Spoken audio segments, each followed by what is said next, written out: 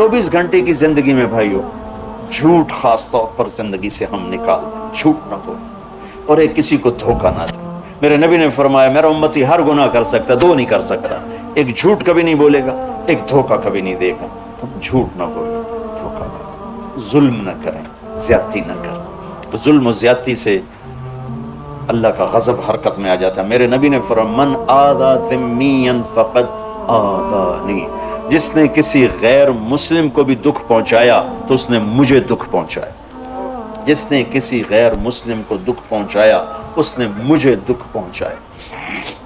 मेरे नबी ने तो अपने साथ रहने गैर मुस्लिमों के साथ इतनी रहमतुल लिल आलमीन का सबूत दिया। हम उनके बर्तन भी अलग करते, वो बर्तन को हाथ लगाने में धो, बर्तन धो के लाओ, इतनी नफरत का इज़हार। भाइयों मोहब्बत से अपने कारोबार में हो सच बोलो, सही तोलो, वादा खिलाफी ना करो, वादे से फिरो मत, किसी को धोखा ना दो, किसी को फ्रॉड ना करो। बाजार का दीन सच्चाई है, सही तोलना है और धोखा ना देना है। घर का दीन माँ बाप जिंदा हैं, उनके पैर धो लो, उनकी दुआएं ले लो। घर वाले हो अपनी बीवी से हुस्न सलूक करो, गाली देना, ताने देना, तंज बोलियां, अपने घरों को आग ना लगाओ। हमारा जॉइंट फैमिली सिस्टम है, माँ बाप को अपना मकाम दो, बीवी को अपना मकाम दो। हमारा ससुराली मुआशरा जालिम है, दर्द से कह रहा हूँ, जालिम है हमारा ससुराली मुआशरा, जालिम है। चाहे दीनदार कहलाते हो, चाहे दुनियादार कहलाते हो, चाहे पढ़े लिखे कहलाते हो, चाहे अनपढ़ कहलाते हो, जुल्म है। मैं कहाँ से इसकी तावील करूँ? अगर माँ बाप की तरफ से ज्यादती है, अपनी बीवी को बचाओ। और कहीं बीवियां ऐसी जोरदार हैं कि वो घर को आग लगाने पर आई होती हैं, अगर बीवी ज्यादती करे तो माँ बाप को बचाओ। ये तुम्हारा काम, बीच में एक पुल बनना है, दोनों रिश्तों को जोड़ना है।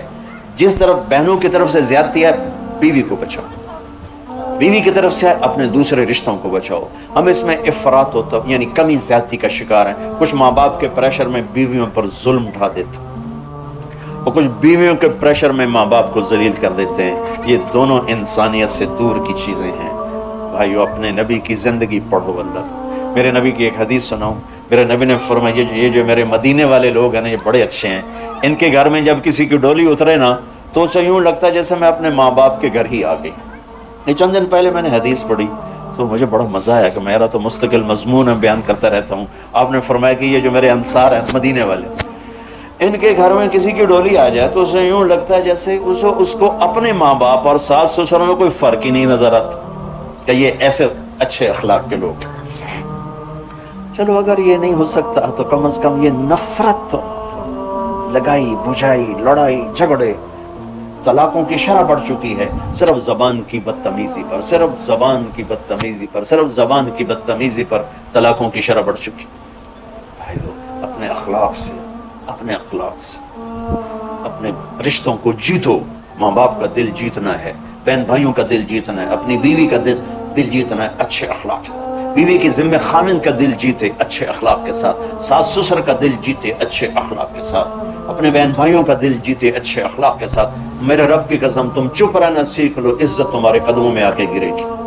जवाब ना दो, चुप हो जाओ, अल्लाह इज्जत तुम्हारे कदमों पे लाके खड़ा कर, तुम्हारे कदमों में आके अल्लाह इज्जत को गिराएगा।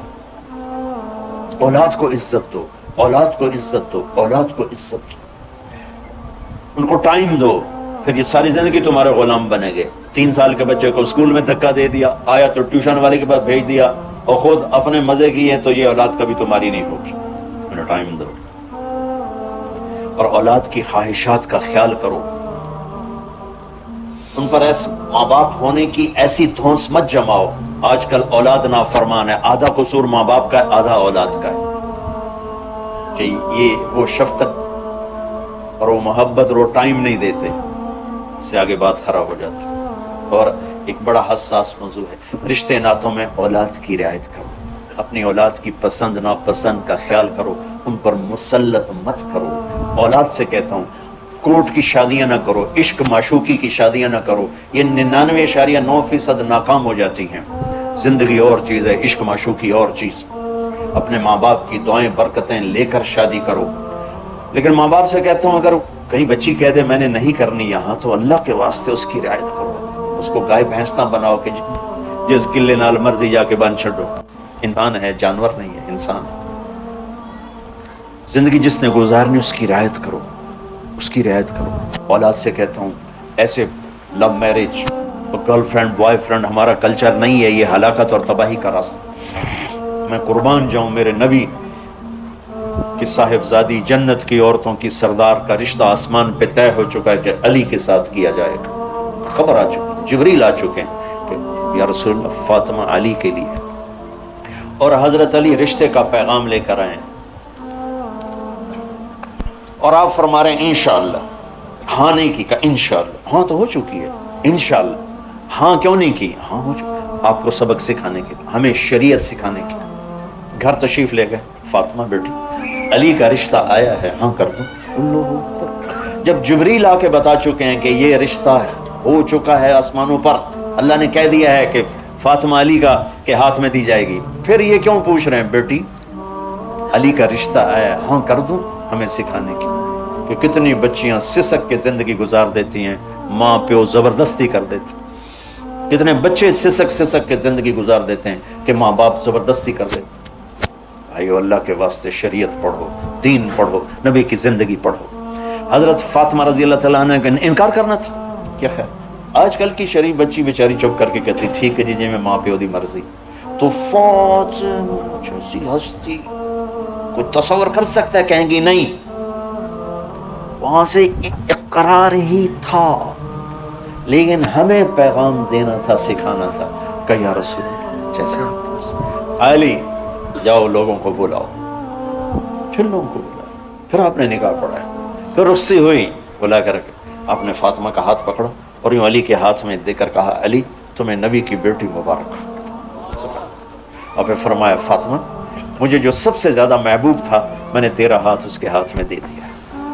بھائی اللہ کے واسطے اپنی قومی زندگی سے نکلو، رواجی زندگی سے نکلو، پنجاب کی زندگی، پٹھانوں کی زندگی، بلوچوں کی زندگی، سندھیوں کی زندگی، یہ بت ہیں، ان کو توڑ کے نبوت والی زندگی، نبوت والی زندگی، نبوت والی زندگی وہ اختیار کریں گے، ہماری عورتیں بھی سکھی، ہمارے مرد بھی سکھی، ہماری اولاد بھی سکھی۔ تو سارے بھائی نیت کرتے ہیں نا اس کی انشاءاللہ، اللہ تعالیٰ ان کی بخشش فرمائے۔ تو آپ بھائیو ایک تو یہاں مرکز ہے اسماعیل، وہاں جایا کرو جمعرات کو، آپ کو فائدہ ہوگا۔ آپ کے پاس مسجد میں جماعت آ جائے ان کے ساتھ بیٹھا کرو، اس سے آپ کو انشاءاللہ فائدہ ہوگا۔ مہینے میں 3 دن جایا کرو، اس سے آپ کو انشاءاللہ راستہ ملے گا۔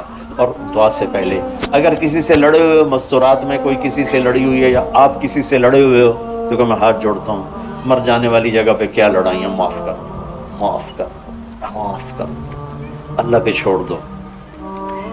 اپنے نبی کے ایک حدیث سنا کے دعا کرتے ہیں، آپ نے فرمایا مدینے والوں سے، مدینے والوں میرے بعد تمہیں تمہارا حق نہیں ملے گا، کیا کرو گے؟ کہا جی ہم تلوار اٹھائیں گے، حق لیں گے۔ آپ نے فرمایا اگر میں اس سے اچھی چیز بتاؤں کرو گے؟ کہا جی کیا؟ کہا حق کے لیے لڑائی نہ لڑنا، چھوڑ دینا اور حوض کوثر پہ آ جانا، سارے پورے کروا دو۔ اب یہ وعدہ مدینے والوں کے ساتھ نہیں ہے، یہ وعدہ ہر اس امتی کے ساتھ ہے جو جھگڑے سے بچنے کے لیے حق چھوڑ دے۔